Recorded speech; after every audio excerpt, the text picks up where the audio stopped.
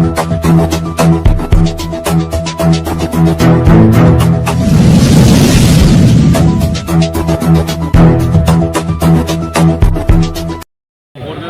100 years ಅವಾಗಲಿಂದ ಇದು market ಆಗಿತ್ತು. ಈಗ ಹೊಸ ಒಂದು 50 ವರ್ಷ ಆದರೂ 50 ವರ್ಷ ಆದರೂ ಅಲ್ಲಿ ಚೇಂಜಸ್ ಆಗಿಲ್ಲ, ಫೆಸಿಲಿಟೀಸ್ ಕೊಟ್ಟಿಲ್ಲ ಅಂದರು. ಸುಮ್ಮನೆ ಮಾರ್ಕೆಟ್ ಹೋಗೋದು ಕಷ್ಟ ಇದೆ.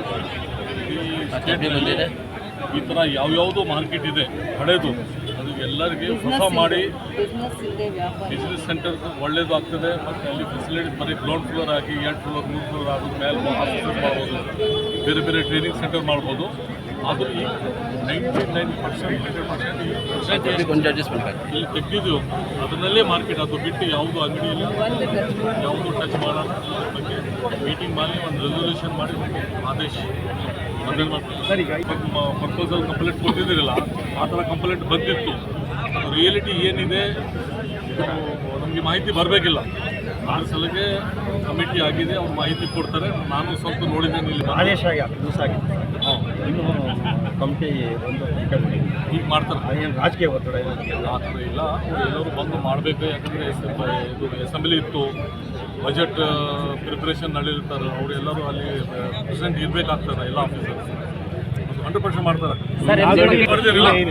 ಅದು ಅವರು ಅಧ್ಯಕ್ಷರಿಗೆ 12,000 ಲೀಟರ್ 3,500 ಅಂತ ಹೇಳಿದ್ದಾರೆ. ಪ್ರತಿ ವಾರ್ಡ್ಗೂ 9,227 ರೂಪಾಯಿ ನಾವು ಬಿಲ್ ಮಾಡಿದ್ದೀವಿ ಅಂತ ಹೇಳ್ತಾರೆ. ಅವರೇನೇ ಹೇಳಿದ್ರು. ಇಲ್ಲ, ಕರೆಕ್ಟ್. ಈಗ ನೀವು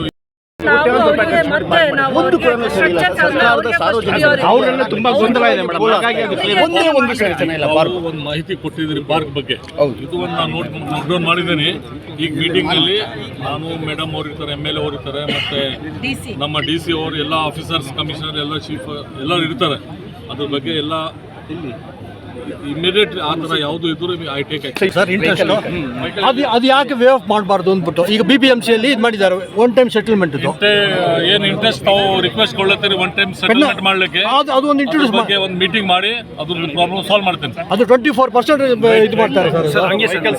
24% ಪೇಮೆಂಟ್ಗೆ ಅಂತ 32 ಲಕ್ಷ ಮಾಡಿದ್ದಾರೆ. ಈಗ ಕರೆದಿರೋ ಟೆಂಡರ್ ಯಾವ ಸ್ಕೀಮ್ ಇಲ್ಲ. ಬರೀ ಪೇಮೆಂಟ್ ಇದೆ, ಸಬ್ಜೆಕ್ಟ್ ಅಲ್ಲಿ ಬರೀ ಪೇಮೆಂಟ್ ಇದೆ. ನಮಗೆ ಸಬ್ಜೆಕ್ಟ್ 20 ಬರೀ ಸರ್ 20 ಇಲ್ಲಿ 20 ವರ್ಷದಿಂದ 15 ವರ್ಷದಿಂದ ಇಲ್ಲೇ ಕೆಲಸ ಮಾಡ್ತಾರೆ ಸರ್. ಅವ್ರು ಯಾಕೆ ಸರ್ ಬೇರೆ ಕಡೆ ಹೋಗ್ತಾರೆ? ಇವರನ್ನ ಸಾರ್ವಜನಿಕ ಸುಮಾರು ತೊಂದರೆ ಆಗ್ತಾರೆ ಸರ್. ಸರ್ ಯಾರು ವರ್ಗಾವಣೆ ಹೋಗ್ತಾರೆ 2 ತಿಂಗಳು ಮಾಡಿಬಿಟ್ಟು ತಿರ್ಗಾ ಇಲ್ಲೇ ಕೆಲಸ ಮಾಡ್ಕೊಂಡು ಹೋಗ್ತಾರೆ ಸರ್. ಅದು ಅಷ್ಟು ಚೆನ್ನಾಗಿ ಎಲ್ಲ 20 ವರ್ಷದಿಂದ 30 ವರ್ಷದಿಂದ ಇದರಿಂದ ಸಾರ್ವಜನಿಕ ತುಂಬಾ ತೊಂದರೆ ಆಗ್ತದೆ ಸರ್. ಅವರು ಹೋಗ್ತಾರೆ, ನಾವು ಬಿಟ್ಟು ಹೋಗ್ತೀವಿ.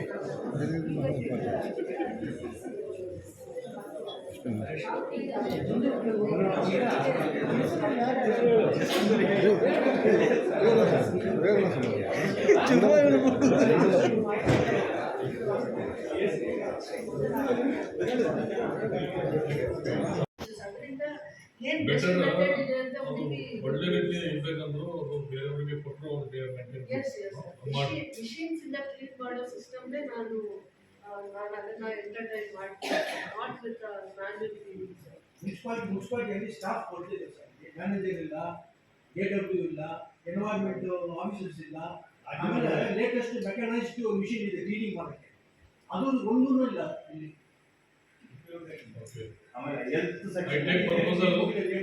ಮೇಡಮ್ ಇಂದ ಪ್ರಪೋಸಲ್ ಯಾವ್ಯಾವ್ದು ತಗೊಂಡ್ಬಿಟ್ಟು ಪ್ರಾಬ್ಲಮ್ ಸಾಲ್ವ್ ಮಾಡ್ತೇನೆ. ಕಂಪಲ್ಸರಿ ಆಗಲೇಬೇಕು. ನೋಟಿಸ್ ಆಗಿಲ್ಲ ಅಂದ್ರು ಅವರಿಗೆ ಈ ಖಾತಾ ಕೊಡೋದು, B ಖಾತಾ ಆಗಲಿ, ಅವ್ರು ಮತ್ತೆ ಬಿಲ್ಡಿಂಗ್ ಪ್ಲಾನ್, ಕನ್ಸ್ಟ್ರಕ್ಷನ್ ಪರ್ಮಿಷನ್ ಎಲ್ಲ ಕೊಡ್ಬೇಕಂದ್ರೆ ಕಷ್ಟ ಆಗ್ತದೆ.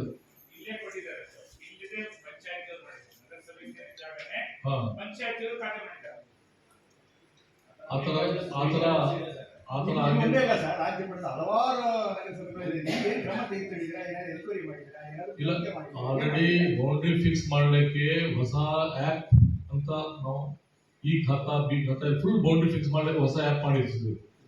ಆ ಆ್ಯಪ್ಗೆ ಆಲ್ರೆಡಿ ಸರ್ವೆ ನಡೀಲತ್ತದೆ, ಸ್ಟಾರ್ಟ್ ಆಗ್ಬಿಟ್ಟಿದೆ. ಬೌಂಡ್ರಿ ಫಿಕ್ಸಿಂಗ್ ಮಾಡಬೇಕು, ಮತ್ತೆ ನಮ್ಮ ರೆಕಾರ್ಡ್ಸ್ ಪಕ್ಕಾ ಇರಬೇಕು ಅಂತ ಆಲ್ರೆಡಿ ಸ್ಟಾರ್ಟ್ ಆಗಿದೆ. 1 by 1 ಸ್ಟೆಪ್ಸ್ ಅದು ಕಂಪ್ಲೀಟ್ ಮಾಡ್ತಾರೆ ಸ್ವಲ್ಪ ದಿವಸದಲ್ಲಿ. ಅವರು 1 ವರ್ಷ ಟೈಮ್ ತಗೊಂಡಿದ್ದಾರೆ. 1 ವರ್ಷದಲ್ಲಿ ಅವರಿಗೆ ಒಂದು ಏಜೆನ್ಸಿಗೆ ಕೊಟ್ಟಿದ್ದೇವೆ. 1 ಇಯರ್ ಅಂತ ಅವ್ರು ಟೈಮ್ ತಗೊಂಡಿದ್ದಾರೆ. ಇದು ಎಲ್ಲ ಬೌಂಡ್ರಿ ಫಿಕ್ಸ್ ಮಾಡಬೇಕು, ಆ ಬೌಂಡ್ರಿನಲ್ಲಿ ಬರಬೇಕು, ಮತ್ತು ಆಟೋಮೆಟಿಕ್ಲಿ ಈ ಖಾತಾ ಮಾಡ್ಬೇಕಂದ್ರು ಅದು ಇದು ಮುನ್ಸಿಪಾಲ್ಟಿನಲ್ಲಿ ಬರ್ತದೆ, ಅವ್ರ ಪಂಚಾಯತ್ನಲ್ಲಿ ಬರ್ತದೆ ಅಂತ ಆ ಏರಿಯಾ ಸರ್ವೆ ನಂಬರ್ ತೋರಿಸ್ಬೇಕು.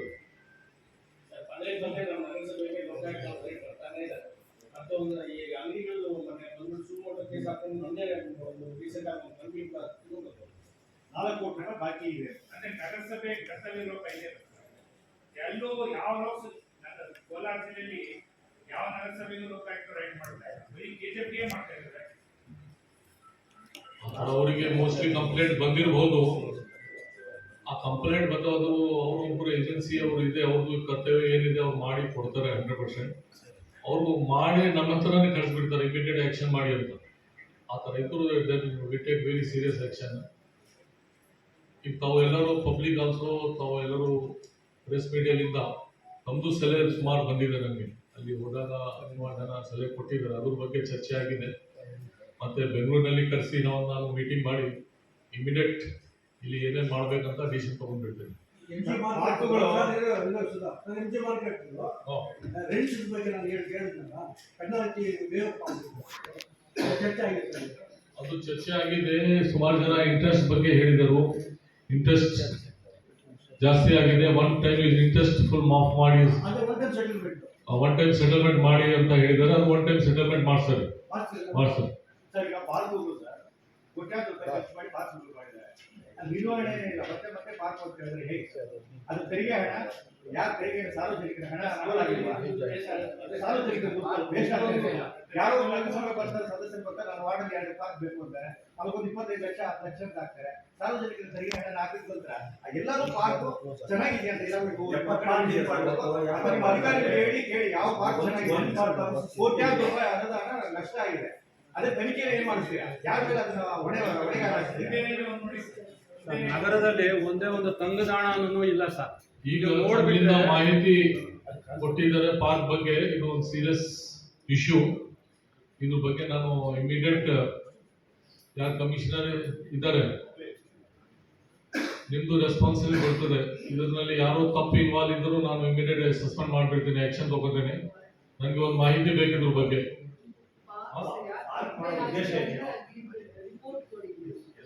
ರಿಪೋರ್ಟ್ ಕೊಡಬೇಕು. ಏನೇನು ಇಲ್ಲ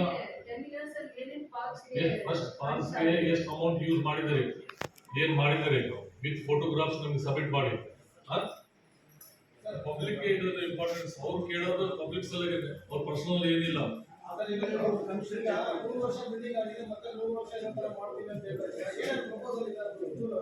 ಅದೇ ಡಿಪಿಆರ್ ರೆಡಿ ಮಾಡತ್ತಾರೆ. ಅದರಲ್ಲಿ ಎಲ್ಲ ಶಾಪ್ಸ್ ಇದೆ, ಮತ್ತೆ ಟ್ರೈನಿಂಗ್ ಸೆಂಟರ್ ಬರ್ಬೋದು, ಸ್ಮಾಲ್ ಆಫೀಸ್ ಬರ್ಬೋದು. ಯಾಕಂದ್ರೆ ಲೋಕಲ್ ಕೌನ್ಸಿಲರ್ಸ್ ಮೇಡಮ್ MLA ಅವರು ಫಸ್ಟ್ DPR ಮಾಡಬೇಕು. ಆ DPR ನಲ್ಲಿ ಮತ್ತೆ ನಮ್ಮ ಬೆಂಗಳೂರಲ್ಲಿ ಬಂದು ಏನೇನು ಸುಮಾರು ಅದು ಕಂಪ್ಲೀಟ್ ಆದ ಸುಮಾರು ಚೇಂಜಸ್ ಆಗ್ತದೆ. ತಮ್ಮಿಂದ ಯಾವುದು ಮಾಹಿತಿ ಇದ್ರು ವಿಚ್ ಇಸ್ ಗುಡ್ ಮಾಹಿತಿ, ಯಾಕಂದ್ರೆ ಸೆಂಟ್ರಲ್ ಪ್ಲೇಸ್ ನಲ್ಲಿ ಇದೆ, ತಾವು ಆಲ್ಸೋ ಸ್ವಲ್ಪ ಸಜೆಷನ್ ಕೊಡ್ಬೋದು. ಪ್ರಾಬ್ಲಮ್ ಇದೆ ಅಂತ ಆತರ ಇಲ್ಲಿ ನಮ್ಮ ಬಸ್ ಸ್ಟ್ಯಾಂಡ್ ಬಂದ್ಬಿಟ್ಟು ಬಸ್ ಸ್ಟ್ಯಾಂಡ್ ಕೆಳಗೆ ಮೇಲೆ ಪಾರ್ಕಿಂಗ್ ಆತರ ಮೇಡಮ್ ತಾವು ಮಾಡಿ ಬಿಫೋರ್ ಸಬ್ಮಿಟ್ ಮಾಡೋದಕ್ಕೆ ಒಂದ್ಸಲ ಇದು ಕೊಟ್ಟರು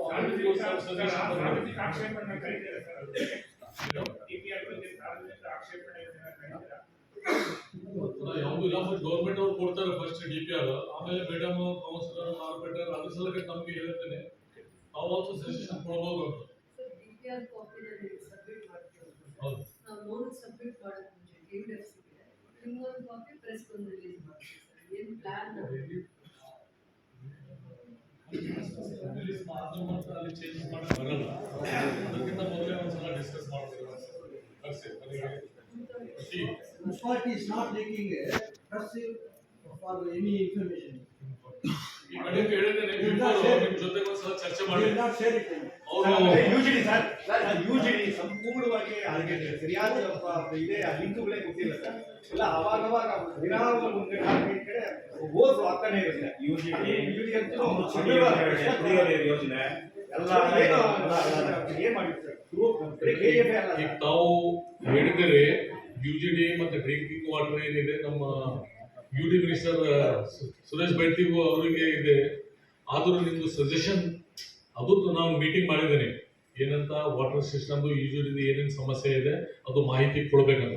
ಯಾಕಂದ್ರೆ ಮುನ್ಸಿಪಾಲ್ಟಿಗೆ ಅಟ್ಯಾಚ್ ಇದಾವೆ. ಹ್ಯಾಂಡ್ ಓವರ್ ಲಾಸ್ಟ್ಗೆ ಮುನ್ಸಿಪಾಲ್ಟಿನೇ ರೆಸ್ಪಾನ್ಸಿಬಿಲಿಟಿ ಇದೆ.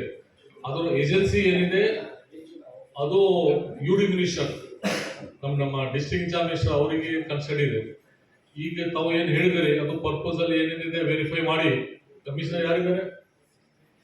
ಈಗ ಯೂಶಲಿ ಸಮಸ್ಯೆ ಇದೆ, ಎಲ್ಲ ಪಾಯಿಂಟ್ ನೋಟ್ ಡೌನ್ ಮಾಡಿ ನಮಗೆ ಕೊಡಿ. ನಮ್ಮಿಂದ ಎಷ್ಟು ಇನ್ನ ದುಡ್ಡು ಬೇಕು UD ಮಿನಿಸ್ಟರ್ ಜೊತೆಗೆ ಚರ್ಚೆ ಮಾಡಿ ಅದು ಫೈನಲ್ ಮಾಡ್ತಾರೆ. ಎಲ್ಲ ಮಾಡಿ ಒಂದೊಂದ್ ಕಡೆ ಕನೆಕ್ಷನ್ ಇಲ್ಲ ಮೋಸ್ಟ್ಲಿ. ಸುಮಾರು 2019 ಸ್ಟಾರ್ಟ್ ಆಗುತ್ತೆ ಅಮೃತ್ ಸಿಟಿ ಯೋಜನೆಯಲ್ಲಿ 69 ಕೋಟಿ ರೂಪಾಯಿ ಕುಡಿಯೋ ನೀರಿಗೆ ಸರ್ ಕಾಮಗಾರಿ ಸ್ಟಾರ್ಟ್ ಮಾಡಿದ್ರೆ ಪೈಪುಗಳಾಗೋದು ಹಾಳು ಮಾಡಿರೋದು ಬಿಟ್ರೆ ಇವಾಗ ಕುಡಿಯೋ ನೀರು ಬರ್ತಾ ಇತ್ತು. ಸಿಸ್ಟಮ್ ಅಲ್ಲಿ ಒಳ್ಳೆ ನೀರು ಬರ್ತಾ ಇತ್ತು. ಆ ಕಾಮಗಾರಿ ತಗೊಂಡ್ಮೇಲೆ ಕುಡಿಯೋ ನೀರಿಲ್ಲ KF ಜನರಿಗೆ. ಬರೀ ಎಲ್ಲ ಈಗ ದುಡ್ಡು ಕೊಟ್ಟ ನೀರು ಕುಡಿತಾರೆ. ಬರೀ ಉಪ್ಪು ನೀರು ಬಿಟ್ಬಿಟ್ರೆ ಬೇರೆ ನೀರಿಲ್ಲ.